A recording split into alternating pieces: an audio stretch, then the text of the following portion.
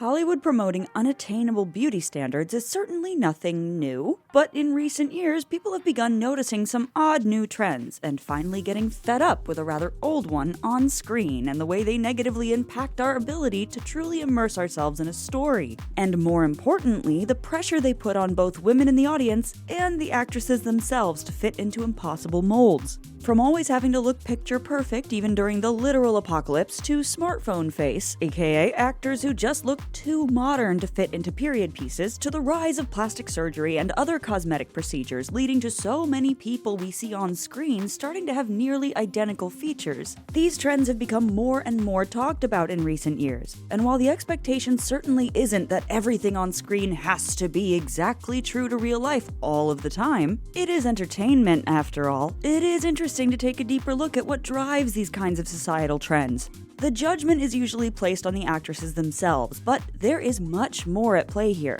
In a very short span of time, human beauty standards, especially for women, have gone from something that is pretty unattainable to most people to not even really based on what human faces look like. So let's take a deeper look at the truth about these on-screen trends, how they alter our viewing experiences, and can even affect how we see ourselves. Smartphone face, in the vein of Instagram face, is when someone looks unmistakably modern, as if they're using TikTok's bold glamour filter or Facetune at all times. The aesthetic, which Gia Tolentino from The New Yorker referred to as generic sameness, was initially popularized by the Kardashians-Jenners, particularly the so-called ethnically ambiguous aspects, and went on to become the template for social media influencers and models. But as this became the most desirable look, it also started crossing over onto our TV and movie screens as well. Stars have been getting plastic surgery since the dawn of Hollywood. Indeed, for a long time, it was often required in their studio contracts that they get certain procedures to look a certain way. Check out our Rita Hayworth video next to learn more about that terrible time. Through the 1960s and 70s, there was a desire for a more real, true-to-life look, though still glamorous nonetheless. And there's often been a very delicate tightrope for actresses to walk. They have to get enough done to be accepted as a Hollywood beauty, but not so much that they're mocked and shunned for going overboard. Now we've arrived at our modern era, where many actresses feel pulled between two worlds. They want to act, but they often need to attain some level of social media cash to actually be able to afford to. Though it's usually denied by studios, there are always rumblings that role choices are made based on social media following rather than talent alone. As Sophie Turner told Porter magazine, "I auditioned for a role and it was between me and another girl who was a far better actress than I am. Far better. And I had the followers, so I got the job. It's not right, but it is part of the movie industry now." And social media stardom often isn't just about clout for these actresses, it's the way they keep their bills paid. As journalist Kelsey McKinney wrote in her Defector article, "The Money is in All the Wrong Places," about how Hollywood bigwigs refuse to pay the people actually making the media so that they can keep more themselves, Sydney Sweeney posts almost constantly, and almost half of her posts are advertisements. For every image Sweeney posts of herself on the cover of a magazine, there is a branded selfie. She is working. So given all of this, it's not surprising to see that many actresses have started leaning into a more modern look, even to the point of changing their faces to achieve it. And all of that is, of course, also on top of all the other pressure actresses are under to never age. But all of these changes to keep up with the times also leads to on-screen incongruencies when they're supposed to be in a different time. Dakota Johnson's adaptation of Persuasion was panned for many reasons, but as many joked, her resting iPhone face certainly didn't help matters. We also saw similar thoughts about hit miniseries Daisy Jones and the Six, with some saying it can be hard to ignore the modernized looks of the cast.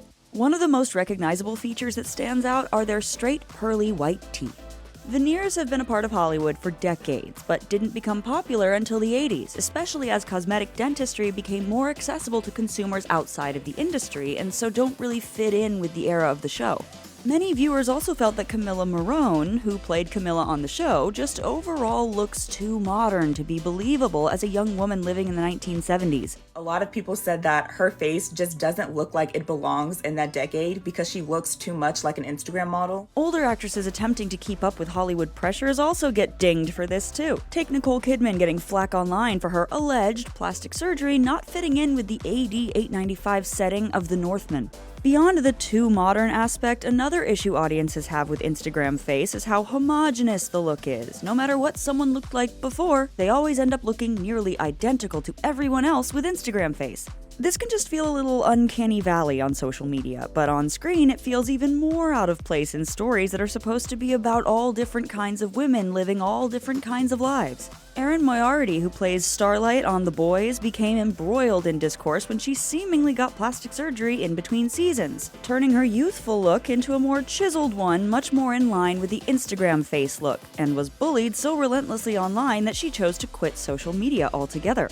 Her struggle shows that the tightrope is still very real for actresses as they face more scrutiny of their looks than ever before, but also have to live in fear that they'll be hit with endless backlash if they go even just a touch too far in trying to fit themselves into the day's beauty standards.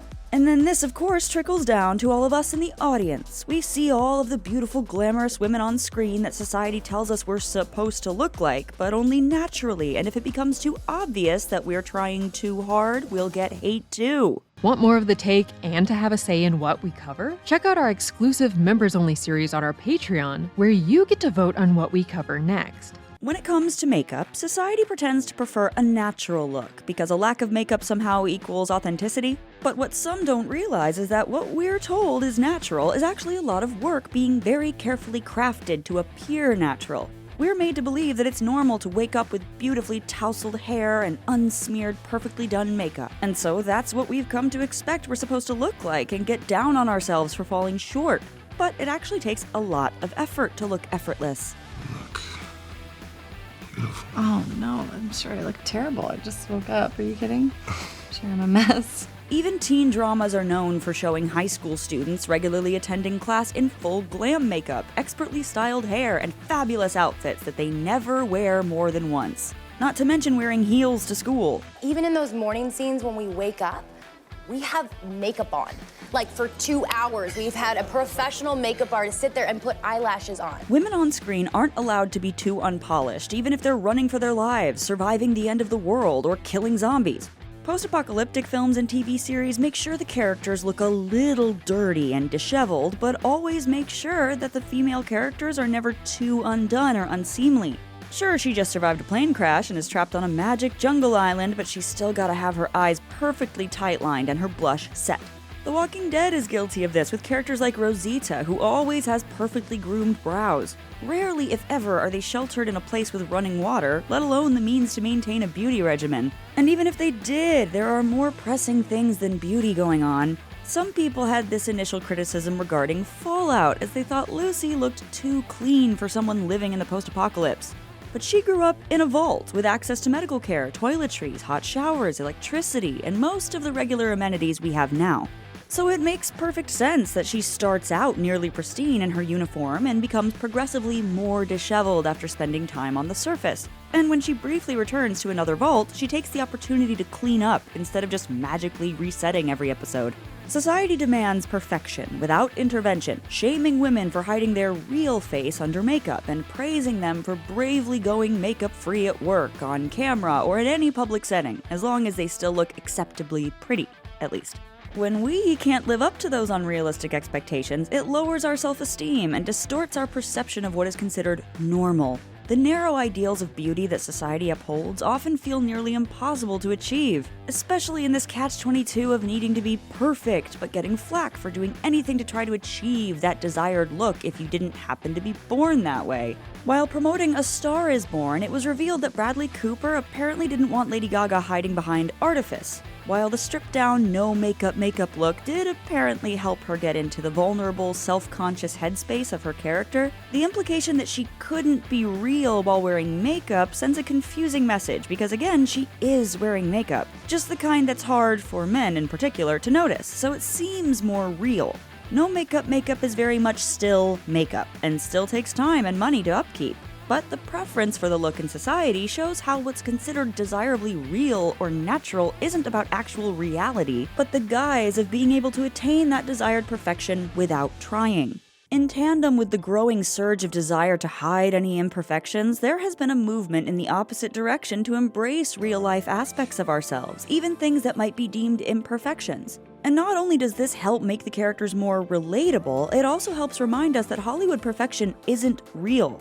Something as simple as Saoirse Ronan's intentionally visible acne in Lady Bird can make an impact, not just to the story itself, but also to the audience. Shows like Yellow Jackets let their young, mostly female characters look as if they would after surviving a plane crash and living in the wilderness. Natalie's dark roots grow out, no one shaves their body hair, their skin is chapped and dried from the conditions, exactly how any teenage girl would look in this harrowing, unglamorous situation.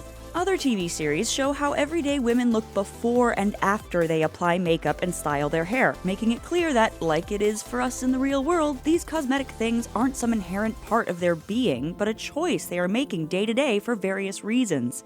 In the first episode of The Marvelous Mrs. Maisel, Midge secretly removes her makeup and sets her hair in rollers while her husband sleeps. Before he wakes up, she's already reapplied her makeup, showing how the pressure to always look your best has been ingrained in us for decades. Viola Davis made it a point for How to Get Away with Murder to reveal her character Annalise as a real woman adhering to beauty standards, particularly for dark-skinned women of color. Just the simple act of taking off her wig on screen was an iconic moment. I did not want to be that woman because I don't know that woman, and I've been watching that woman in movies and for several years. Movies and television exist to pull us into other worlds, some close to our own and some very, very different. So it's not in and of itself a problem that some people are almost unrealistically beautiful. But it is important that we really take stock of the stress this can put on us as viewers and the pressure it can put on those very people on our screens. At the end of the day, our look is our own personal choice, but it's important to be aware of the larger societal pressures that might be making us think we need to look a certain way, either because it's upheld as the default that we should somehow just be at naturally, or because it starts to feel like literally everyone else is doing it. Our faces are our own, and we should feel free to exist comfortably with ourselves however we like. The most important thing when you're doing your makeup is that you feel good about you from the inside out. Sometimes I'll do my makeup and, it's really just for me. That's the take. Click here to watch a video we think you'll love, or here to check out a whole playlist of awesome content. Don't forget to subscribe and turn on notifications. And make sure to subscribe to our Patreon for exclusive new videos.